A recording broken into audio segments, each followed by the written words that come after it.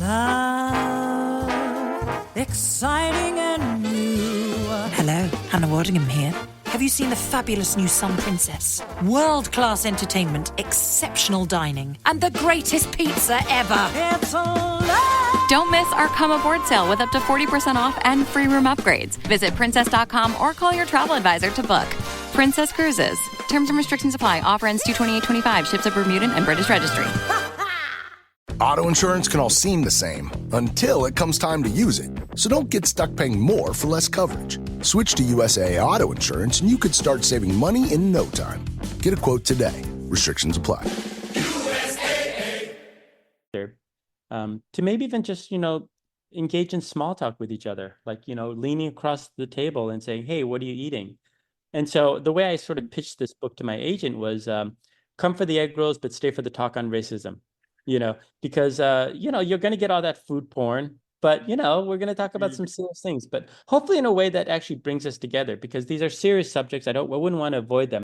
Hi, this is Dr. Andrew Rimby, host of the Ivory Tower Boiler Room Arts and Culture podcast. If you haven't, please take a second to rate us on Spotify or Apple Podcasts. Please make sure you're following us on Spotify or Apple.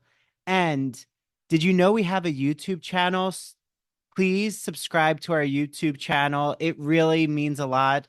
You can actually see a lot of our video episodes on YouTube. And if you don't want to listen to any ads that are going to happen throughout the episode, even though I love all of our sponsors, of course, you can listen to our ad-free episodes on Patreon. That's patreon.com/Ivory Tower Boiler Room. And right now, you can get 1 week for free to see all of the ad-free episodes. And all of those episodes are also video episodes. So you can get to watch me, the guest, and you can also listen to all of Mary's True Crime and Academia episodes ad-free. Okay, I hope you enjoyed the episode.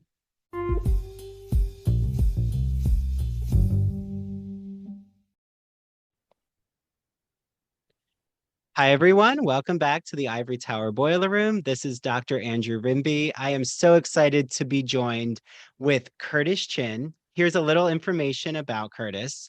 He is the co-founder of the Asian American Writers Workshop in New York City, which he served as the nonprofit's first executive director.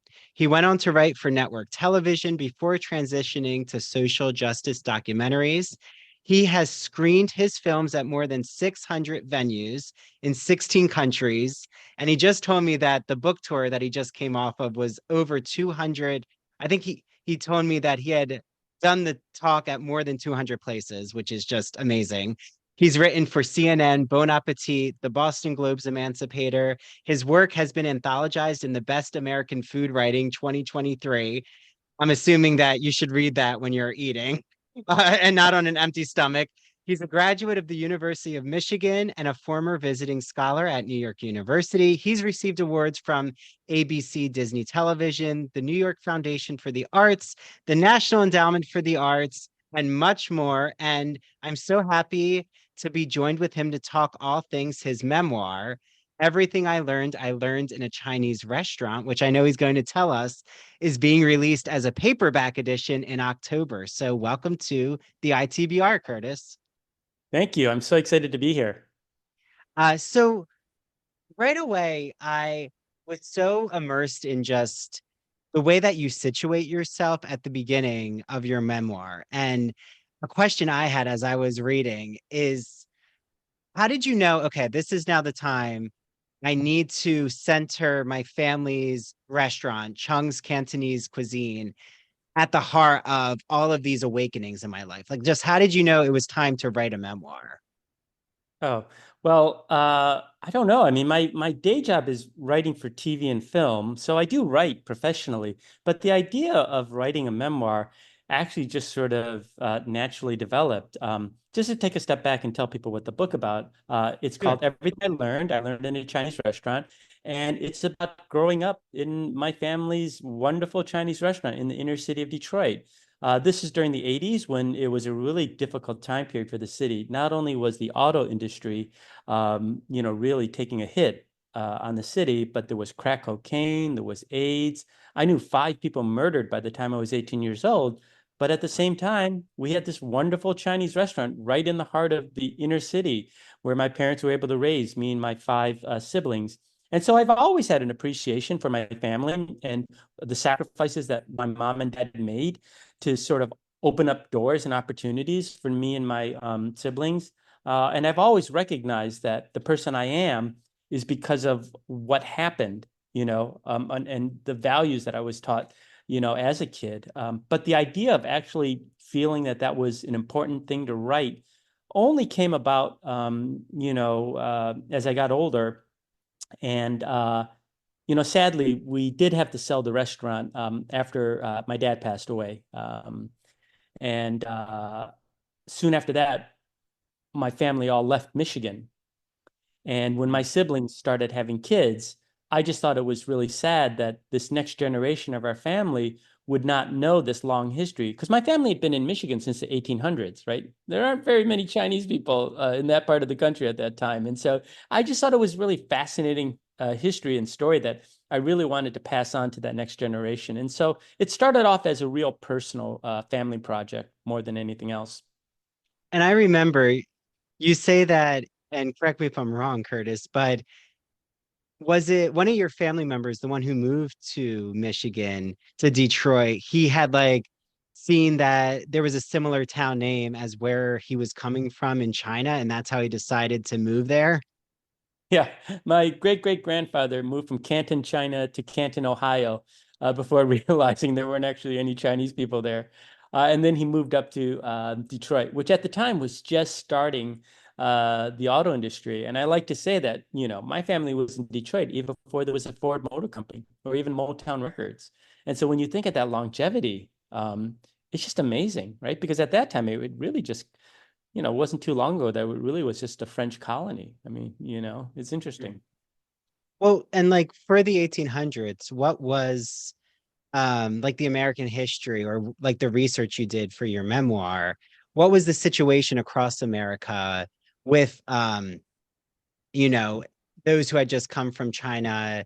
Like I know newly formed like Chinatowns. I grew up by Philly, so like there's a very prominent Chinatown, or even having gone to Manhattan, San Francisco. I think of like the iconic film Chinatown from the 1970s. But was that not the case with Detroit? Like it didn't necessarily, or this is when all of these like towns are forming because of recent immigrants from China. Yeah. So the book really is about my own personal history. The way it's structured is 8 stories in 3 sections. The 3 sections are elementary, middle school, high school, and then college. I did that because 888 is good luck to Chinese people. But I do start off the prologue talking about my family's history.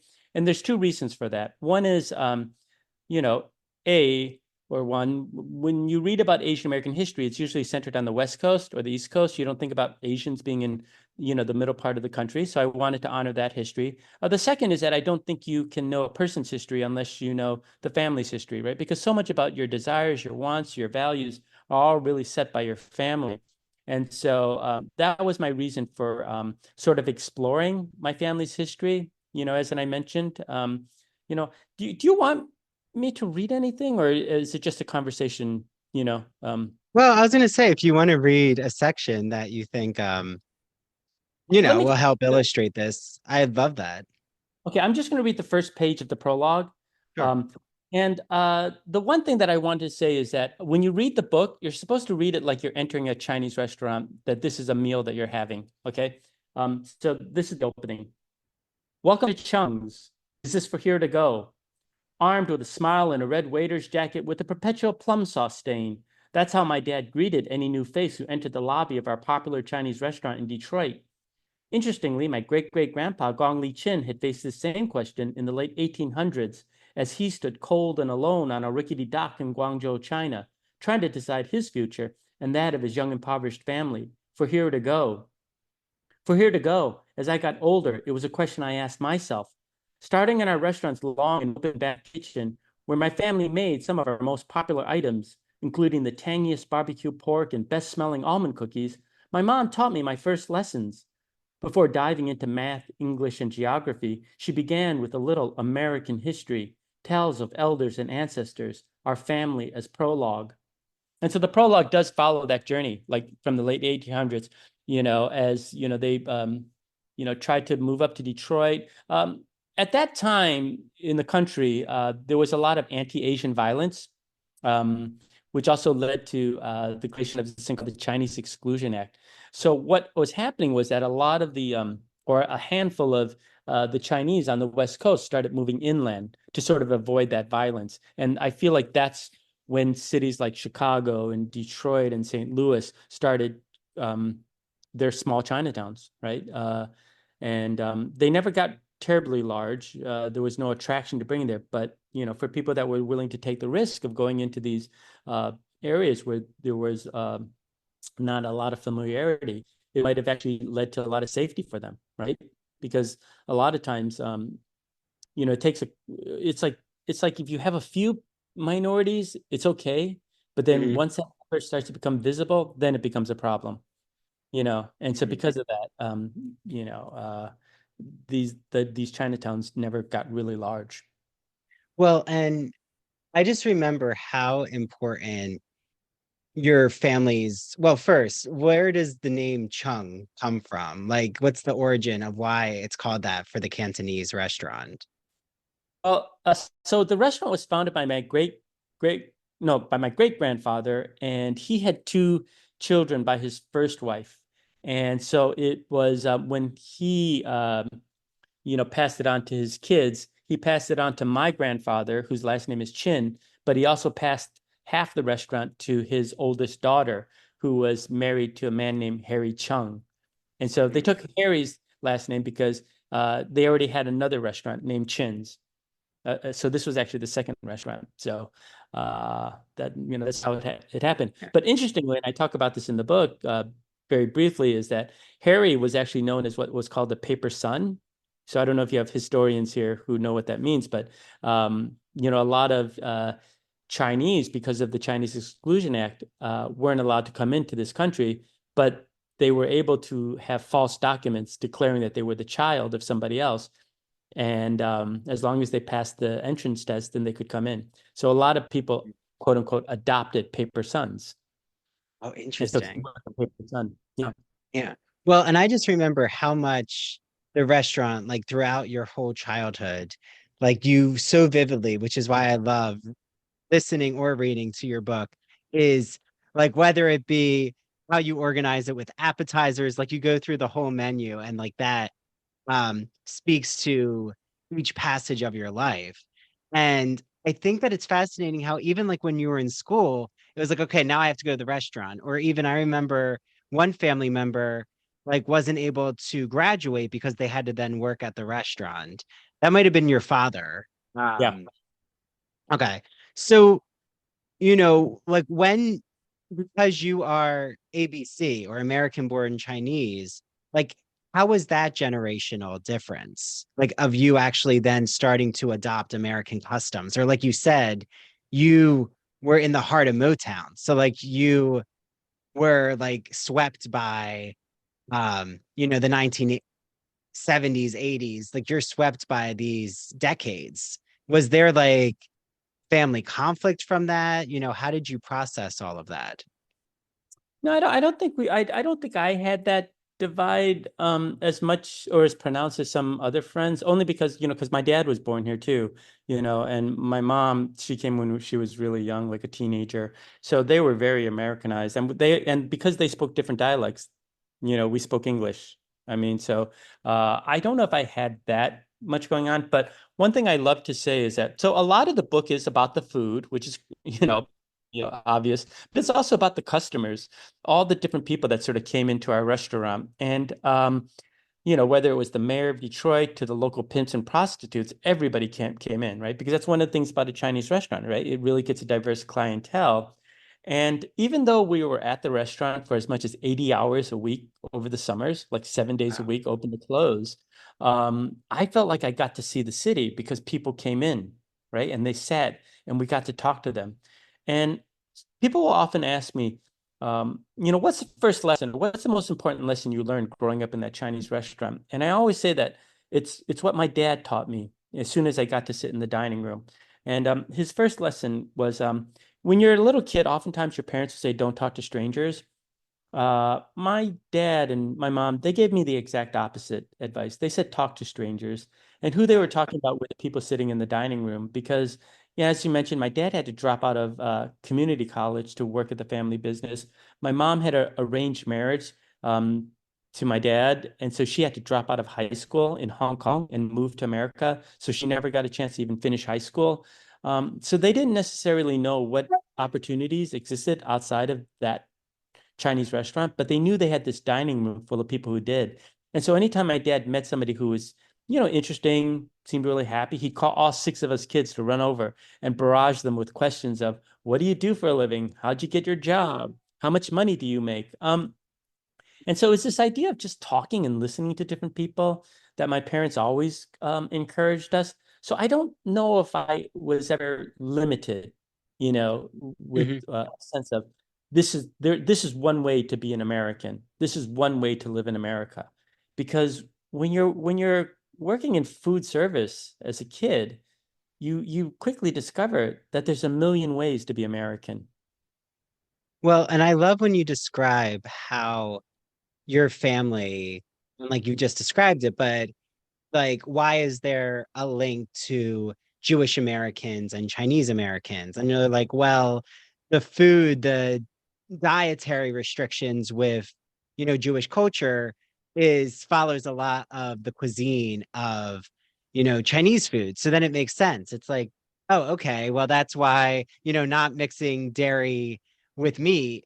Um, there's so many items that you can get at a Chinese restaurant that are kosher, or they're open on Christian holidays. So like that was also fascinating, but also there's this moment where you talk about, if you can, like, explain to everyone like your memories about it, or even how you talk about it in your book, but like even with civil rights, or I think it was the race riots, and like how your family puts this sign and then closes the restaurant, but like they put this message of solidarity. I thought that was such a powerful moment of like connecting um socially and politically at that time. Yeah, I mean, it's a balancing act being, Asians in a very black and white city, right? Which is a very racially polarized place. And so you do have to find a way where you fit in. And in some ways, the Jewish community was similar to that, right? And so there's always been this wonderful connection. I mean, even as a kid, I played with dreidels because, our customers give it. And I start off by saying, like, when my family, so Detroit, like most large urban areas, had an older Chinatown, which was demolished to make way for freeways, right? Part of that urban renewal push during the 50s. And so, when that happened, my family decided to keep the business in Detroit and they moved to a new area, another poor area in Detroit. But they moved out to 9 Mile. If you know Detroit geography, it's the mile right north of 8 Mile, just outside the city limits. But the white landowner would not sell the property to my grandparents, and so my grandparents actually asked one of their Jewish customers to buy the land for them and resell it to them at cost. And so it's just throughout, or like how when I was in college, I joined Hillel because they had an anti-racism, anti-Semitism, anti-homophobia acting troupe, or how like my first job outside of the restaurant, was working at a Jewish summer camp because one of our customers' nephew was working at this camp in Massachusetts. And he asked me if I wanted to join him. And so I went out there. So I don't, there's just always just been this running, connection between, at least with my family, and from what I hear, with many Chinese restaurants and their Jewish customers. Yeah. Well, and I would say too, like the gateway to education, that like knowledge is power, and that not to generalize, but a lot of Jewish families and Chinese or Asian American families, I should say, really believe in the power of education. Like that it can um open doors for your careers, or for just your way in life in America, like believing in that American dream mobility, which I still, hope I still linger onto that dream. I think though, like when you were writing this in our current moment, how like do you feel that there were some messages that were more urgent just because of like where we are right now in our divisive culture in America? Yeah, definitely. I mean, that's partly why I wrote the book, because we live in a very divided country right now. We have these little silos where we don't talk to each other. But Chinese restaurants are one of those few places where you can walk in and interact with people from a different race, class, religious background.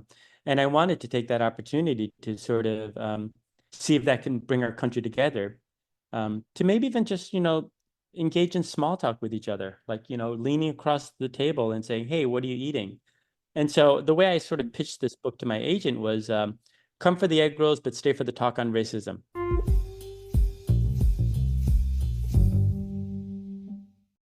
Have you heard me gush and obsess over one of my favorite magazines? It's called The Gay and Lesbian Review, a bi-monthly magazine of history, culture, and politics. Yes, focusing on all things LGBTQ arts and culture. So from reviews like the new Daniel Craig film called Queer, to musicals, theater, TV shows, the new January-February issue just was mailed to my house. Yes, I still get a physical copy of the magazine. There is a discussion about sodomy at the court of Louis XIV, how Mark Twain was bottom shamed. Yeah, I know. A scandalous title. I'm really curious what that means. And just so many conversations that will have you doing a Google search to find either the book that's being reviewed, the TV show that's being talked about, the film that's being discussed. I love the Gay and Lesbian Review. And they gave us an exclusive code. So all you ITBR listeners, make sure that you write down the code ITBR50. Go to glreview.org and you can get either the digital or print subscription for 50% off. Yes, 50% off. Use that code ITBR50. I hope you enjoy your reading. So you all know that I am such a fan of musical theater and classic movies. So I can't wait for you all to listen to one of my good friends' podcasts. It's called That Old Gay Classic Cinema, hosted by Christian Garcia.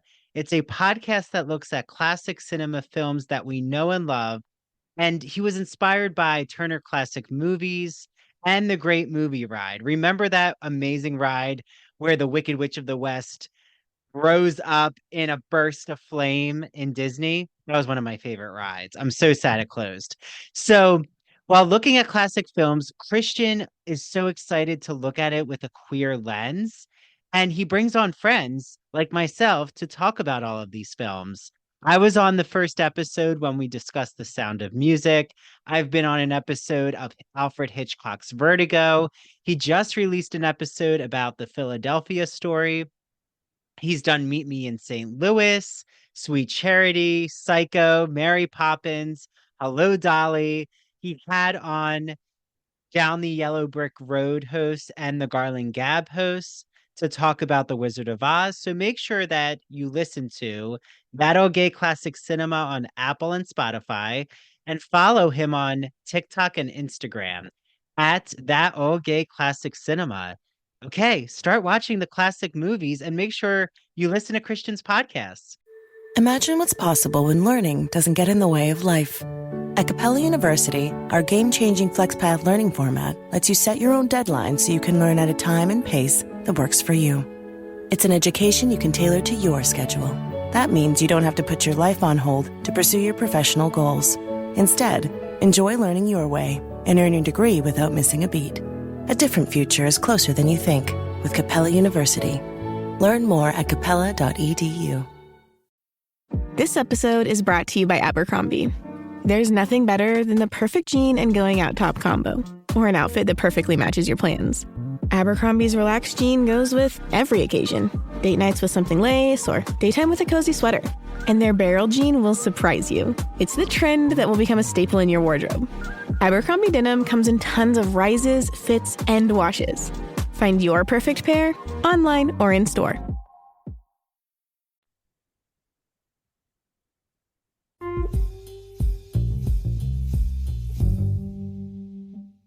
because you're going to get all that food porn, but we're going to talk about some serious things, but hopefully in a way that actually brings us together, because these are serious subjects. I wouldn't want to avoid them, but we've got to be able to talk about them, as a country, which brings us together. And I feel like why I'm in a unique position is not just because I'm Asian American, right, and having to straddle that black and white divide in our country, but also because, as a young kid, I was a young Republican.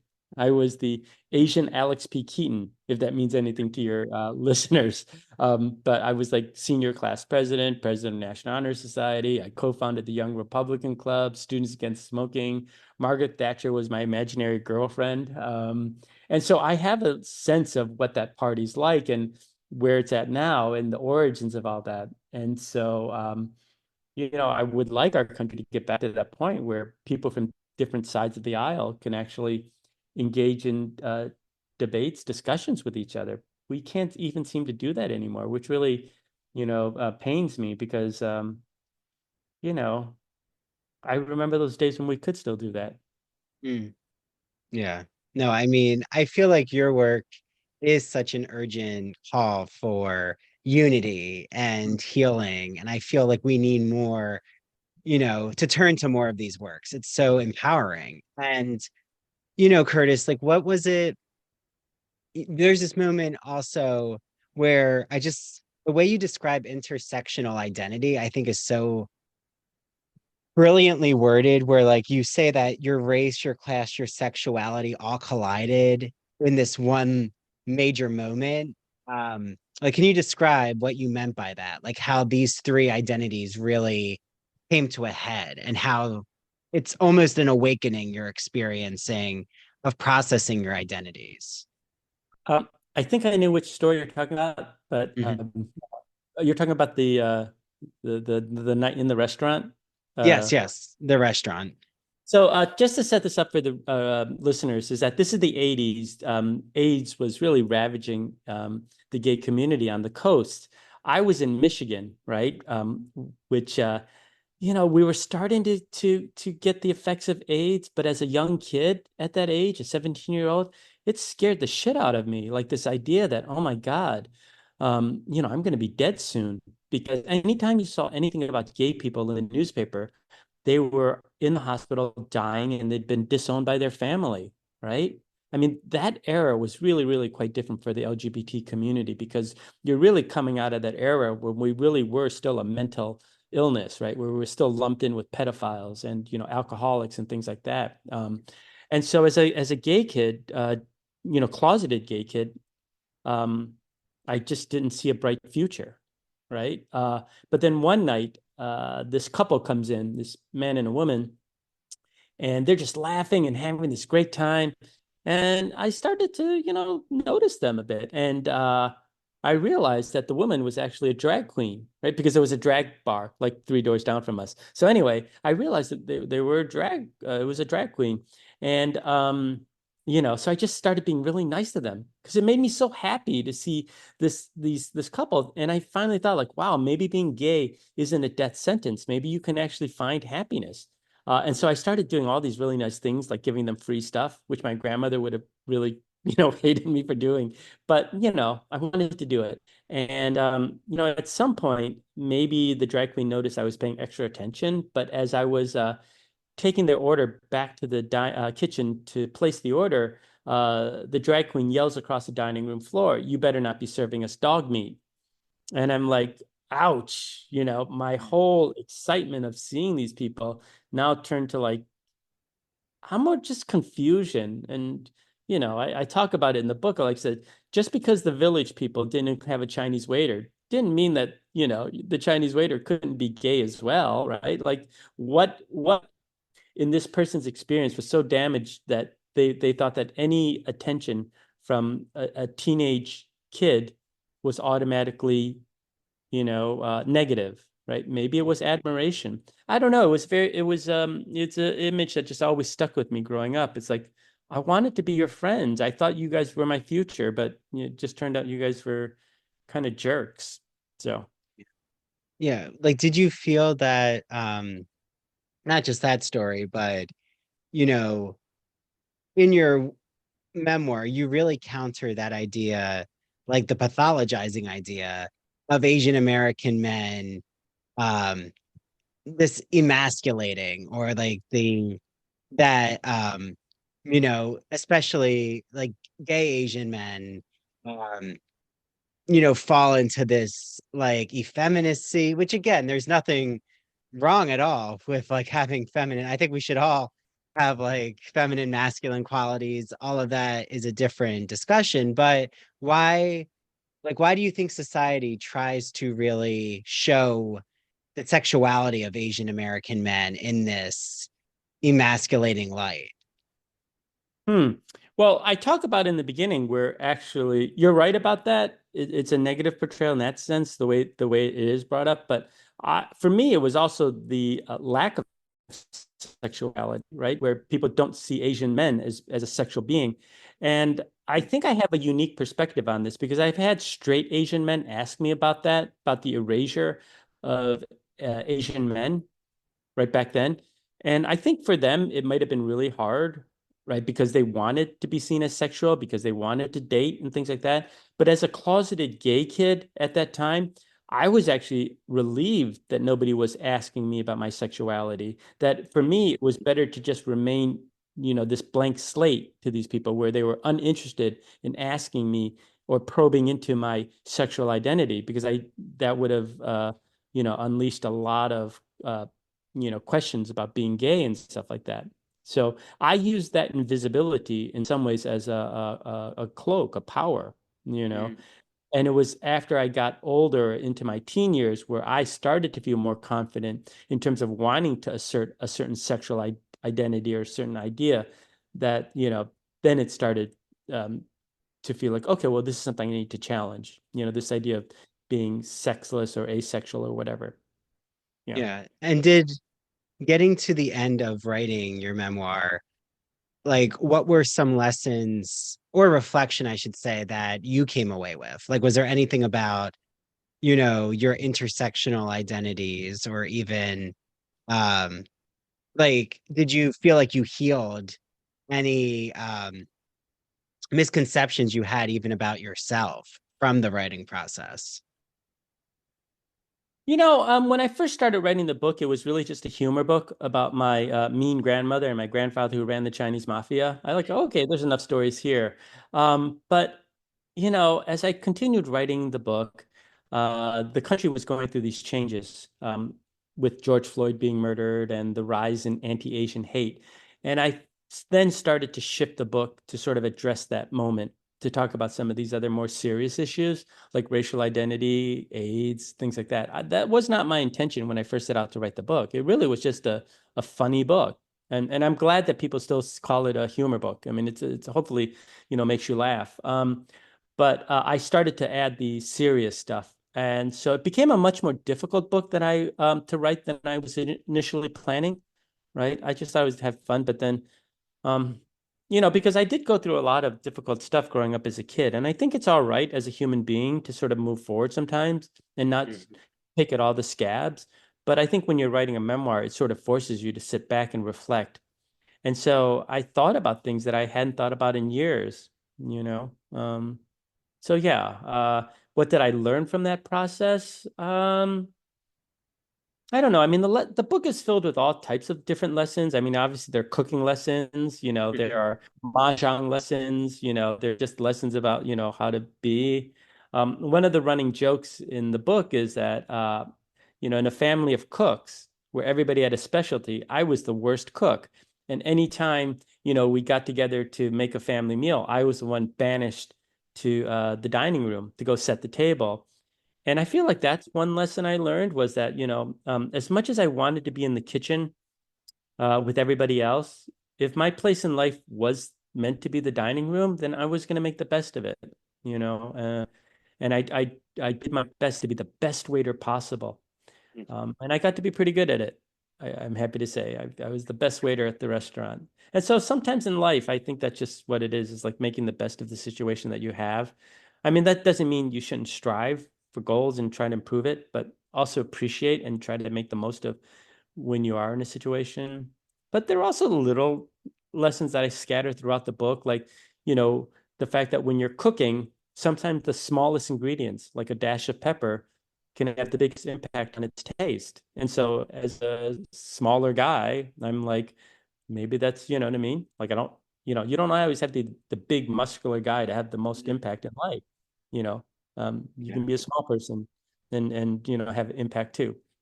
Well, and I love how any customer who, and even your reader, like I love how you intertwine this metaphor that like the customers in Chung's Cantonese restaurant are your readers as well. So it's almost like some of the most empowering moments is just learning the history that whether it be your family or the history of the ingredients of cuisine, um, is just to ask the question in the first place. Like, I'm sure when you were working at your family's restaurant, it was probably exciting when a customer would come in with their family and just say, bring us your favorite dishes instead of like assuming that they know the whole menu and trying to like one up you.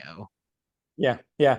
No, that's why I'm such an extrovert. I love meeting people because, sitting at the back of the restaurant, you're there, I don't know, 11, 12 hours a day sometimes. It gets pretty boring. And so anytime someone opens the door and walks in, you get immediately excited. You're like, who is this? Who's this new person to play with? You know what I mean?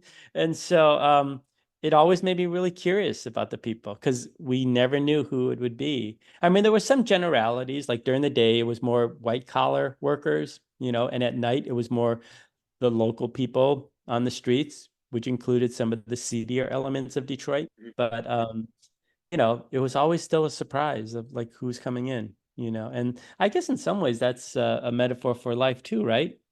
You just never know who's going to walk through the door. That's true. Well, and before we turn to, your new edition, I Mm. know you have some exciting information to tell me about your paperback edition. I'm just curious if, and I know because your whole life has been surrounded by the best in, Chinese cooking and restaurants. I don't want to like put you on the spot, but like if there are just a few dishes that you highly recommend a person um get at a Chinese restaurant? Like what are the dishes that we can't live without, in your opinion? So much about eating food is not necessarily always about taste, but it's about memory and feelings. So the dishes I'll mention to you are the ones that I have an emotional connection to, not necessarily because it's going to make the list of some Michelin restaurant or some culinary expert's going to be like, "Oh, you're pushing the boundaries of these dishes." Mhm. For me, my favorite dishes are always going to be the ones that are connected to some memory. And for me, in Detroit, we had this dish called almond boneless chicken, which, if you ever make it to Detroit, please check it out. It's a very simple dish. It's white chicken meat, a fillet, deep fried in a batter, golden batter, and then placed over a bed of lettuce and then ladled with this really great brown gravy, like this Asian infused soy sauce gravy, and then sprinkled with, almonds, crushed almonds, and maybe some slivers of pea pods and water chestnut. But it's a very, very simple dish, but it's just, even just thinking about it, because I can't get it out here in LA. Or you can't get it in most parts of the country, right? It's just in Detroit and a few other places, I think like Ohio. But yeah, so that's what I would say. And I'm actually the type of person that also says that I'd actually rather go to a restaurant that has mediocre food and great service than great food and mediocre service because so much of the dining out experience for me is about the whole connection and the people you will remember, like including the wait staff. I'd much rather have a friendly waiter that I could call a friend than a dish that, you know, Well, um, those are the dishes I remember. You're mm, right. It's the places I keep coming back to. And I'm like, oh, well, um, like one of my favorite Chinese restaurants is actually in Resorts Casino in Atlantic City. East uh-huh, Wind, I'll shout them out. It's one of my okay, favorites. uh-huh. And Emily, the manager there, is just so personable, like makes your experience so unique. And she'll like recommend dishes or like bring an appetizer over. But you're right. It's like, I know if I'm there, I'm going to go there because it's that personal experience. Or like my favorite Italian place is connected to the owner I know. And, the other places I usually don't go back to, not because the food wasn't good. It's just my memories associated with it weren't stellar. Like I can't tell you Wow. what conversations I had there, but I know Yeah, the conversations I had in other restaurants. But um, yeah, it's fascinating. yeah. Um, I'd like to share this one story. So like you said, I've done over 250 events around the country. And at these events, I've had so many of our former customers come back because our restaurant was open for 65 years. I mean, it had a long history. But I was in Cambridge, Massachusetts at a bookstore. And at the end of this packed reading, this 60-year-old white woman stands up, and she's like, I think she was Jewish, but she was like, has anybody here eaten at Chung's? And nobody had because we're in Massachusetts. But she said, I grew up in Detroit. That was my family's favorite restaurant. We went there every Sunday. And she said when she told her mom that she was coming to this reading by this kid from Chung's, her mom, who has dementia now, actually started recounting all of our dishes with vivid details and memories. And she said for the first time, this woman said for the first time in years, she felt like she had her mom back. And it just makes you think about like restaurants and the important role that they play in people's lives and the relationships that you develop. And it just makes me feel really good about the work that my parents did and the honor of owning a family business like that. And it isn't just about serving food, but it's also about building community, which is what I think my family was doing. They were helping to build Detroit and the community of Detroit and keeping the city together, a city that was literally fraying apart at the edges. I mean, but my family held tight as long as they could to give Detroit a place where they could just go in for a nice meal. So. mm.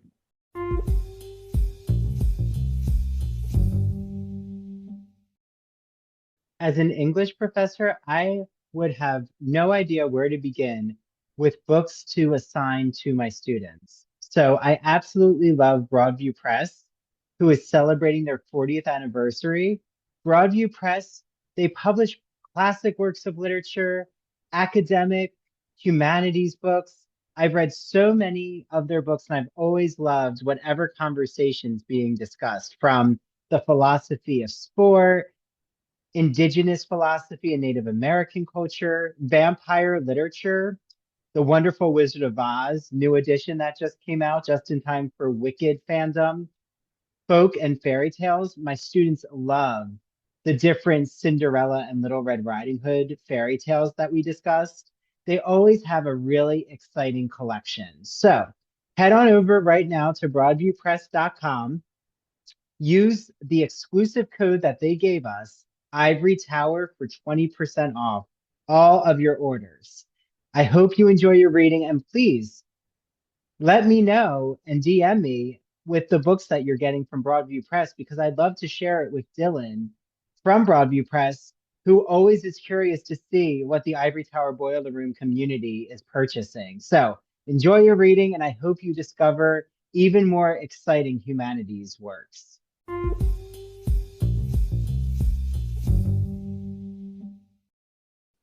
Like that you told that story, because you're right. Like the importance of restaurants in our life, and like how owners are really just, wanting people to feel welcomed and supportive. Like those are the morals and ideals that we should be spreading around in our communities. Like whether or not we're restaurateurs, it's Yeah. those feelings of belonging and Yeah. empathy. Yeah. Um, yeah. So, well, can you reveal to us, Curtis, now that when this has come out, your paperback edition is about to be released, what we can expect in your new edition of your memoir? So I'm really excited about this. There's nothing creatively that's different. I mean, because it's the same book, same cover, everything. But there are 24 chapters in the book, and I've decided to do 24 more readings. But every reading is going to be in a Chinese restaurant. And all my conversation partners are going to be the owners, so they can share their stories. And I'm going to record or film all this and actually produce an 8-part docuseries on the history of Chinese restaurants in America, following the immigration patterns, because there's so much that you can learn. Just looking at starting off with the Cantonese that first came, during the gold rush, to the Taiwanese that came in the 60s, the Mandarin that came in the 80s. There's so much you can learn about, like, American history, American geopolitics, through the lens of a Chinese restaurant. And so that's going to be a lot of fun. And, I hope to see some of your, listeners on the road. Yes. Yes. Well, and I'll try if you happen to make it, I'm sure you will, but in New York City or Philly, or anywhere in the New Jersey, New York area, I will definitely be on the lookout. I'll be in Philly this weekend. I'm going for a big conference there, but I'm definitely going to you have to include New York City and DC. So it's a question of Philly. I'm talking to some people in New Jersey. Part of it is just matching up the different restaurants so they reflect a particular wave of immigration, Well, Atlantic City is an interesting place. I thought of They, going to yeah. Vegas and doing the buffet, because there is the idea of the buffet, because I'm going to do everything. I'll even do a Panda Express somewhere. You know what I mean? Because that's Chinese food too. That's That's true. part of food history. Or boba shops, that's part of Mm. food service history too. So yeah, I'm not limited just like to the old Cantonese style chop suey places. So yeah, I'm sure I'll make it out that way. Yeah, wonderful. Well, thank you so much, Curtis. Where can everyone, follow you on social media and, therefore get their hands on your work? Yeah, the easiest place is Instagram. I'm at Curtis Chin 8 there, but you can also go to my website, Curtis Chin from Detroit. I try to update that with my tour schedule and other things, and video clips, et cetera, et cetera. But yeah, that's probably my website. Wonderful. Well, this was such, an enjoyable, exciting, insightful conversation with you. I absolutely love your memoir, Everything I Learned in a Chinese Restaurant. Everyone out there, get your hands or get your earbuds listening, because Curtis is such a wonderful reader of his audiobook. And thank you so much for coming on the ITBR podcast. Thanks for having me, Andrew.